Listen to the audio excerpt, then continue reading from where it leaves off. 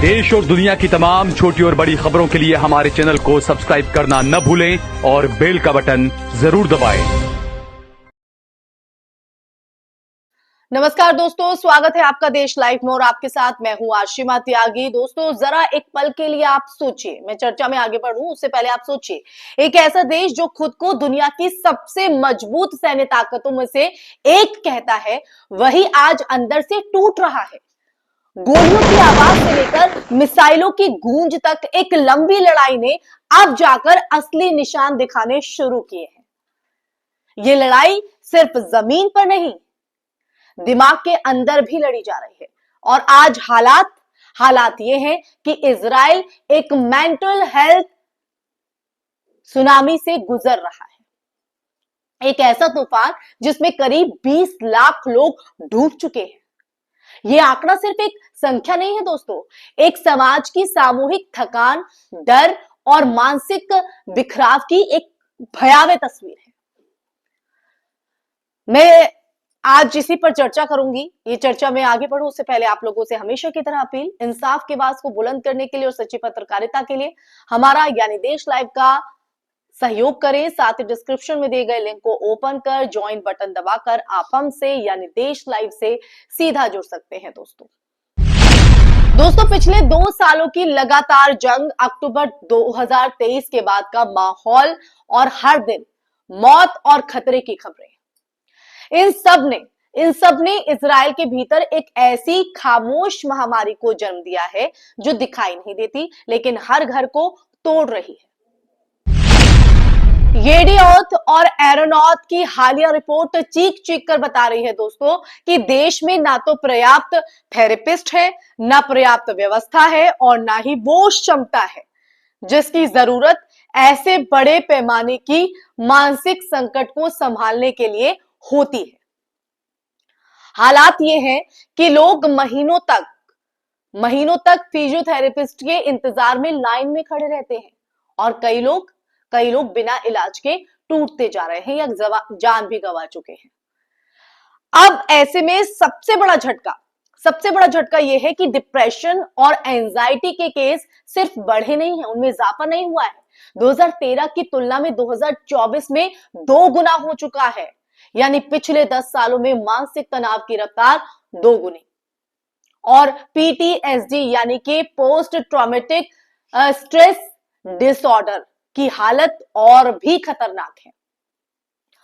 अक्टूबर 2023 के बाद से हर महीने PTSD मामलों में 70% की बढ़ोतरी दर्ज की गई। ये एक ऐसा आंकड़ा है दोस्तों जो दर्शाता है कि युद्ध सिर्फ मोर्चे पे नहीं, हर मोबाइल स्क्रीन, हर अलर्ट, हर घर के भीतर और हर इंसान की नींद में लड़ाई बनकर घुस चुका है, एंट्री कर चुका है, जो ना तो इंसान को सोने देता है, ना सुकून में रहने देता है, ना खुश रहने देता है। सबसे ज्यादा बुरी स्थिति इजरायली सेना और रिजर्व फोर्सेस की है, जिन्हें स्ट्रॉन्गेस्ट सोल्जर कहा जाता है, और वही आज सबसे ज्यादा मानसिक चोट खाए बैठे हैं। दोस्तों, रिपोर्ट कहती है कि पिछले साल की तुलना में रिजर्व फोर्सेस की साइकोलॉजिकल हेल्प मांगने की दर 1000% तक बढ़ गई है। 1000%। ये कोई सामान्य चाल नहीं है, बल्कि एक पूरे सैन्य ढांचे के भीतर का साइकोलॉजिकल कोलैप्स है। हजारों सैनिक घर लौटकर भी मोर्चे को दिमाग से बाहर नहीं निकाल पा रहे हैं। आप स्थिति समझिए। और कई लोग इस डर, गिल्ट और ट्रॉमा के बोझ से टूट रहे हैं।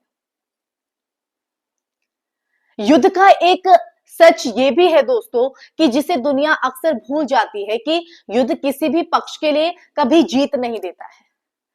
कोई भी सेना कितनी भी शक्तिशाली क्यों ना हो, जब लगातार हिंसा, मौत और खौफ के माहौल में रहेगी तो मानसिक रूप से बिखरना तय है। इजराइल के भीतर आज जो माहौल है ना दोस्तों, थेरेपी सेंटर्स का ओवरलोड, घरों के भीतर बेचैनी, बच्चों में ट्रॉमा और युवाओं में एंजाइटी, ये सब मिलकर एक बेहद गहरी सामाजिक अस्थिरता पैदा कर रहे हैं। इजरायली विशेषज्ञों की बात करें तो वो खुद इस बात को मान रहे हैं कि ये भविष्य में और बड़ा संकट बनने वाला है, क्योंकि जितने लोग जितने लोग आज इलाज मांग रहे हैं उससे कई गुना लोग ऐसे हैं जिन्होंने मदद मांगना शुरू भी नहीं किया। डर, स्टिग्मा और लंबी वेटिंग लिस्ट, इनसे कई लोग चुपचाप दर्द झेल रहे हैं। सरकार की तरफ से इमीडिएट जो एक्सपेंशन की कोई स्पष्ट रणनीति नजर नहीं आ रही और जो मौजूदा थेरेपिस्ट हैं वो खुद एग्जॉशन का शिकार हो चुके हैं। अब ऐसे में यहां एक बड़ा सवाल खड़ा होता है कि क्या ये खुद इजराइल के लिए सिर्फ बाहरी लड़ाई है या अब ये एक अंदरूनी टूटन में बदल चुका है। क्या एक देश जो लगातार लड़ाई के माहौल में खुद को सिक्योर रखने की कोशिश करता है वो अपनी ही जनता को सबसे खतरनाक यानी कि मानसिक युद्ध में फंसने से बचा सकता है। आज की स्थिति बताती है दोस्तों, आज की स्थिति बताती है कि जब जवाब शायद ना है। तो आज की इस चर्चा के अंत में बस इतना आप समझ लेना आप लोगों के लिए काफी है कि किसी भी देश की असल ताकत उसके टैंकों और मिसाइलों से नहीं है, उसके लोगों की मानसिक संतुलन, उसके लोगों के सामाजिक एकजुटता से आती है। और इजराइल आज इस मोर्चे पर गंभीर संकट में है। जब 2 मिलियन नागरिक एंजाइटी, डिप्रेशन और पीटीएसडी से जूझ रहे हो और उन्हें इलाज ना मिल रहा हो, जब सैनिक 1000% बढ़ी मेंटल डिस्ट्रेस के साथ घर लौट रहे हो, तो ये किसी भी सरकार के लिए सिर्फ चेतावनी नहीं है, एक खुला अलार्म भी है। युद्ध के मैदान में जीत मिल भी जाए लेकिन अगर समाज का मन टूट जाए तो ऐसी जीत का कोई मतलब नहीं रह जाता। यही आज की सबसे बड़ी सच्चाई है दोस्तों, और सबसे खतरनाक भी। इसी के साथ इस चर्चा में फिलहाल के लिए बस इतना ही। ये चर्चा आपको कैसी लगी कमेंट बॉक्स में कमेंट करके बताइएगा। इस वीडियो को ज्यादा से ज्यादा शेयर कीजिएगा, हमारे चैनल देख लाइव को सब्सक्राइब कीजिएगा। फिर हाजिर होंगे एक ऐसे ही मुद्दे के साथ, तब तक के लिए अपना ख्याल रखें। जय हिंद, जय भारत, नमस्कार।